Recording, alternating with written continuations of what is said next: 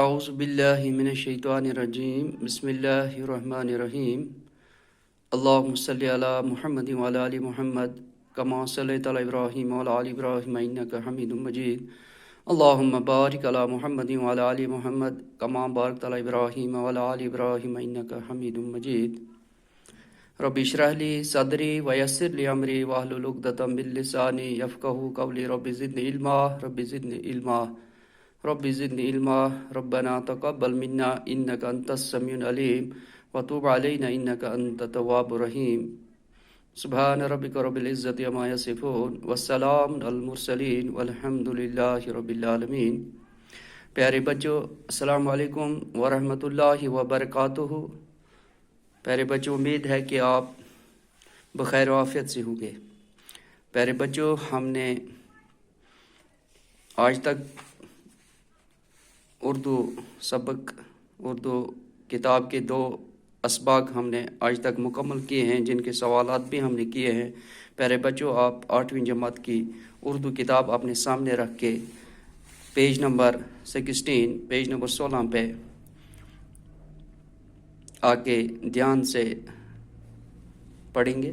میں پڑھوں گا ایک پیراگراف اور آپ کتاب کی طرف نظر رکھیں گے، اور اس طرح ہم اپنا کلاس آج کا شروع کریں گے، جس کا نام للدید ہے۔ للدید کشمیر قدیم زمانے ہی سے ریشیوں، سنتوں اور صوفیوں کا مسکن رہا ہے۔ انہی بزرگ ہستیوں میں ایک عظیم خاتون بھی گزری ہیں، جنہیں پیار اور عقیدت سے لوگ للدید کے نام سے یاد کرتے ہیں۔ للدید کی زندگی کے حالات کے بارے میں اگرچہ وثوق کے ساتھ بہت کچھ نہیں کہا جا سکتا، لیکن اتنا تو بہرحال یقینی ہے کہ وہ 14ویں صدی کے وسط میں سری نگر سے 6 میل دور جنوب مشرق کی طرف واقع ایک گاؤں سیم پور میں پیدا ہوئے۔ ان کے والدین نے اس وقت کے رواج کے مطابق چھوٹی عمر ہی میں ان کی شادی پامپور کے ایک پنڈت گھرانے میں کر دی۔ سسرال میں ان کا نام پدما وتی رکھا گیا۔ بچوں، جو کشمیر ہے جس میں ہم رہتے ہیں، ہم بھی کشمیر میں رہتے ہیں، جو یہ کشمیر ہے، کشمیر قدیم یعنی پرانے زمانے سے ہی ریشیوں کا یعنی سنتوں، ریشیوں اور صوفیوں کا مسکن رہا ہے۔ یہاں ریشی بھی رہا کرتے تھے، جنہیں ریشانی کشمیر کہا جاتا ہے۔ ان میں بہت بڑے بزرگ گزرے ہیں۔ بابا پیام الدین ریشی رحمۃ اللہ علیہ، جن کا مزار، جن کی زیارت جب ہم ایکسکرشن جاتے ہیں تو بابا ریشی جس کے نام سے ہم اس کو جانتے ہیں، وہاں جو بزرگ مدفون ہیں، انہیں بابا پیام الدین ریشی رحمۃ اللہ علیہ کہا جاتا ہے۔ اور ریشی جو ہوتے ہیں، یہ ریشی عابد ہوتے ہیں، عبادت گزار ہوتے ہیں۔ مذہب اسلام میں ان کو عابد کہتے ہیں، اور دوسرے مذاہب میں ان کو جوگی یا سادھو کے نام سے جانا جاتا ہے۔ اور سنت جو ہیں، سنتوں یعنی پارسا پرہیزگار لوگ، یا صوفی جو ہیں وہ بھی پرہیزگار یا متقی لوگوں کو کہا جاتا ہے۔ یعنی کشمیر میں ریشیانے سلسلہ بھی ہے، سنتوں کا سلسلہ بھی ہے، صوفیانہ ازام کا سلسلہ بھی رہا ہے۔ یعنی کشمیر میں قدیم زمانے سے ان کا جو سلسلہ رہا ہے، یا کشمیر جو ہے یہ ان ریشیوں، سنتوں اور صوفیوں کا مسکن رہا ہے۔ انہی بزرگ ہستیوں میں ایک عظیم خاتون، جن کا ہم ذکر کرنے جا رہے ہیں، گزری ہے، جس کا نام للدید ہے، جنہیں پیار اور عقیدت سے لوگ للدید کے نام سے، پیار سے، محبت سے، عقیدت سے لوگ ان کو للدید کے نام سے یاد کرتے ہیں۔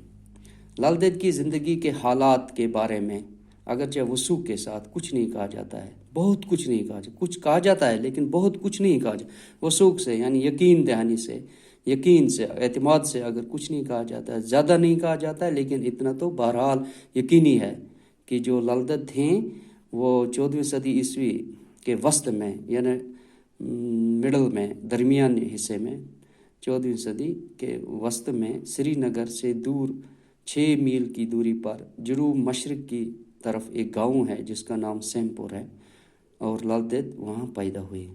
یعنی لل دید کے بارے میں اگر ہم بہت کچھ نہیں کہیں گے، یعنی ان کا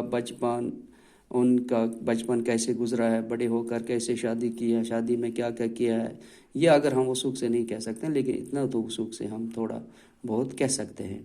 یہ یقینی ہے کہ یہ لل دید جو ہے یہ 14ویں صدی عیسوی کے وسط میں سری نگر سے 6 میل دور جنوب مشرق میں ایک گاؤں میں پیدا ہوئی جس کا نام سیمپور ہے۔ ان کے والدین نے اس وقت کے رواج کے مطابق چھوٹی عمر ہی میں ان کی شادی پامپور کے ایک پنڈت گھرانے میں کر دی۔ اس وقت کا رواج تھا بچوں، وہ یہ تھا کہ چھوٹی ہی عمر میں لڑکی کی شادی کیا کرتے تھے۔ اسی طرح لل دید کی شادی بھی چھوٹی ہی عمر میں ہوئی۔ کہاں ہوئی؟ سیمپور میں ایک پنڈت گھرانے میں۔ سسرال میں ان کا نام پدماوتی رکھا گیا، اور سسرال یعنی جہاں ان کی شادی کی گئی اور اسی کو سسرال کہتے ہیں، سسرال میں اس کا نام، لل دید کا نام پدماوتی رکھا گیا۔ اور میں ایک بار پھر یہ پیراگراف پڑھوں گا، آپ اپنی کتاب کی طرف دھیان سے دیکھیں گے۔ کشمیر قدیم زمانے ہی سے رشیوں، سنتوں اور صوفیوں کا مسکن رہا ہے۔ ان ہی بزرگ ہستیوں میں ایک عظیم خاتون بھی گزری ہیں جنہیں پیار اور عقیدت سے لوگ لل دید کے نام سے یاد کرتے ہیں۔